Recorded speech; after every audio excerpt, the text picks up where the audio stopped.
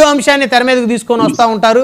So కల్తీ మద్యం అన్నారు, ఇంతవరకు ఏం తేలింది అన్నారు సజ్జల రామకృష్ణారెడ్డి గారు. అదేవిధంగా అనేకమైనటువంటి అంశాలు ఆయన లేవనెత్తారు. ఏం చెప్తారు వాటి మీద? కల్తీ మద్యాన్ని కూటమి ప్రభుత్వమే విచ్చలవిడిగా కూటమి నాయకులు మద్యం కల్తీ చేసి అమ్ముకుంటున్నారని సజ్జల గారు అన్నారు. బ్రహ్మనాయుడు గారు, తమరికి ప్యానెల్లో ఉన్నటువంటి మిత్రులకు 99 వీక్షకులందరికీ కూడా నమస్కారం అండి. అంబటి రాంబాబు గారు మాట్లాడారు, సుదీర్ఘమైనటువంటి ఆయన వ్యాఖ్యలు. వాస్తవం ఏంటంటే వీళ్ళు అధికారంలో ఉన్నప్పుడు మేము ప్రజాకోర్టులో తెలుసుకుంటాం అన్నారు. చాలా సందర్భాల్లో ఆ మాట మాట్లాడేవాళ్ళు. మేము మాట్లాడినప్పుడు ప్రజలు వద్దులేయా, చీచి పోండియా అని చెప్పి 11 పరిమితం చేశారు. వాస్తవంగా ఎట్లా ఉంటాయంటే, రాజకీయాల్లో ఏ పార్టీ అయినా కానీ ఎలక్షన్కి వెళ్ళినప్పుడు ఆ ప్రతిపక్ష పార్టీ పాలక పక్షం వాళ్ళు వీళ్ళందరూ ఎలా ఉండిద్దంటే టగ్ ఆఫ్ వార్ గా ఉంటాయి. సిద్ధం అని చెప్పి ప్రజలు వీళ్ళని సిద్ధం చేసి పక్కకు పంపించారు. అయినా కానీ వాళ్ళ మాట తీరు, వాళ్ళ యాటిట్యూడ్ లో ఈ రోజు కూడా మార్పు రావట్లేదు. అంబటి రాంబాబు గారు వ్యాఖ్యలు చూడొచ్చు, అదేవిధంగా సజ్జల రామకృష్ణారెడ్డి గారి వ్యాఖ్యలు కావచ్చు, అదేవిధంగా మాజీ ముఖ్యమంత్రి వర్యులు జగన్మోహన్ రెడ్డి గారి వ్యాఖ్యలు కావచ్చు. ఇవన్నీ ఎలా ఉంటాయంటే హాస్యాస్పదంగా ఉంటాయి. ఇప్పుడు మీరు 2 అంశాలు చెప్పారు. కల్తీ మద్యం, ఆ కల్తీ మద్యంలో ఇష్యూ జరగబట్టే కదా ఏదైతే గత వైకాపా ప్రభుత్వం అధికారంలో ఉందో ఇంతమంది కోర్టులో మరి వాళ్ళని రిమాండ్లో వేశారు. కీలకమైనటువంటి సాక్ష్యాలు వచ్చినాయి. వాళ్ళ ఆస్తులు 63 కోట్ల రూపాయలు జప్తుకు ఆదేశించారు చేరెడ్డి కుటుంబం.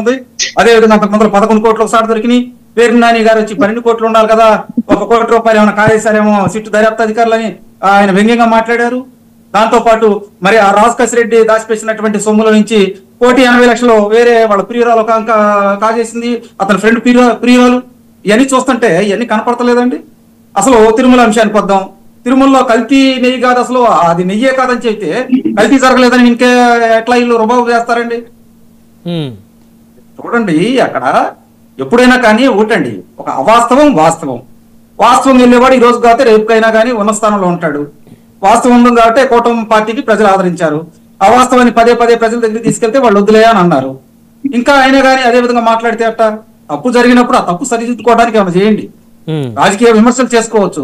పవన్ కళ్యాణ్ గారు ఆ విధంగా అన్నారంటే, ఇప్పుడు రాజకీయంలో పరిణితి చెందినటువంటి ఒక నాయకుడు అంబటి రాంబాబు గారు, ఎందుకంటే ఉన్నది లేనట్టు లేనిది ఉన్నట్టు చేస్తా ఉంటాడు. ఆయన ట్వీట్ పెడతాం, పవన్ కళ్యాణ్ గారిని ఆ విధంగా అంటాం కరెక్టేనండి? మీరు ఇంకో అంశం కూడా చెప్పాలి. మేము ప్రతిపక్షంలో ఉన్నప్పుడు పవన్ కళ్యాణ్ గారు ఒకటి మాట్లాడారని ఆయన చెప్పుతో కొడతామని కూడా వాళ్ళు సంబోధించారు. అర్థమైందా? ఇటువంటి వ్యాఖ్యలు ఏంటంటే ప్రజలు యాక్సెప్ట్ చేయరండి. బ్రహ్మనాయుడు గారు, ప్రజలు సునిశ్చితంగా పరిశీలిస్తా ఉంటారు.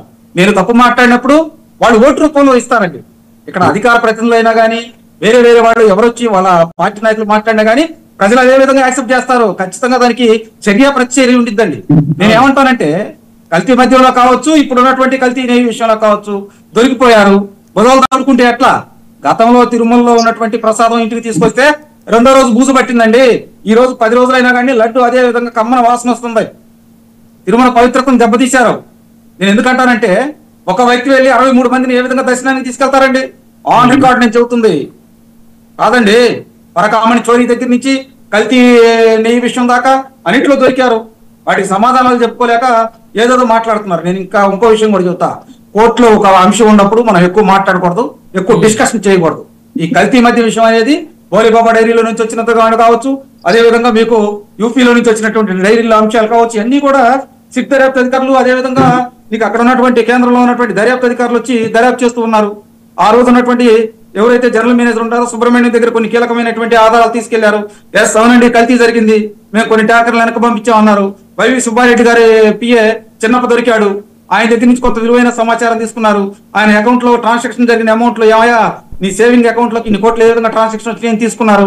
బోలేబాబా డైరీ దగ్గర నుంచి లీటర్కి 50 రూపాయలు డిమాండ్ చేసి తీసుకున్నారు.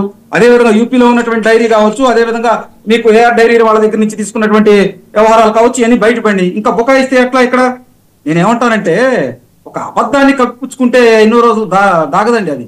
కాబట్టి మీరు పదే ఒక అంశం, ఇప్పుడు నేనేమంటాను, తిరుమల తిరుపతి వెళ్ళినప్పుడు లడ్డు బాగుందంటే బాగుందంటారు, బాగుందంటే ఇప్పుడు భక్తులు గగ్గోలు పెట్టేవాళ్ళు కదా, ఏమండి? అంతే కదా అంటారా? నేను అవాస్తవం చెబుతున్నా బ్రహ్మనాయుడు గారు. ఎక్కడో కనికట్టే వ్యవహారం కాదు. తిరుమల తిరుపతి వెళ్తున్నారు. అంతదాకా ఎందుకండి? ఇప్పుడు దాకా మాట్లాడిన పెద్ద మనిషి మరి తిరుమల నుంచి ట్రైన్ లో వస్తా ఒక వీడియో పెట్టాడుగా, అబ్బో అసలు బ్రహ్మాండంగా ఉంది, అక్కడ అన్ని బాగుండే బ్రహ్మాండంగా ఉండే అని. నేను కూడా అన్నా, తిరుపతి లడ్డు గురించి కూడా ఏమైనా మాట్లాడతారేమో నెక్స్ట్ డే అనుకోని మాట్లాడాల. భోజనం గురించే మాట్లాడారు. గతంలో భోజనం గురించి కూడా అన్నప్రసాదం జరిగే విధానంలో కూడా అక్కడ భక్తులు తప్పు పట్టారండి. ఇవన్నీ రాజకీయ విషయాలు పక్కన పెడదాం కాసేపు. తిరుమల తిరుపతి శ్రీ వెంకటేశ్వర స్వామి దగ్గర జరిగినటువంటి విధానపరమైనటువంటి అంశాలన్నా వాస్తవాలు మాట్లాడుకుందాం. వాస్తవాలు ప్రజలకు తెలుసు. మేము కూటమి ప్రభుత్వం అధికారంలో రాబోయే ముందర వాళ్ళు చేసినటువంటి అరాచకాలు, వాళ్ళు చేసినటువంటి దౌర్జన్యాలు, ల్యాండ్ లో కావచ్చు, వైన్ లో కావచ్చు, శాండ్ లో కావచ్చు, మైన్ లో కావచ్చు, ఇవన్నీ ప్రజల దగ్గరికి తీసుకెళ్ళామండి. ప్రజలు మమ్మల్ని నమ్మారు కదా. అవును ఏ బ్రహ్మనాయుడు గారు, అవును. ఈ రోజు జరుగుతున్నటువంటి విధానాలు కూడా అలాగే ఉన్నాయి. మా ప్రత్యర్థి ఎవరైతే రాజకీయ ప్రత్యర్థి ఉన్నాడో ఆయన స్వామిమాల వేసుకున్నాడు. ఇప్పుడన్నా నిజాలు మాట్లాడతారేమో చూద్దాం. ఎందుకంటే అబద్ధాలు ఆడుకోరు. మా నారాయణ స్వామి గారు అండి స్వామిమాల వేసుకున్నారు కదా, నిజాలు మాట్లాడతారు.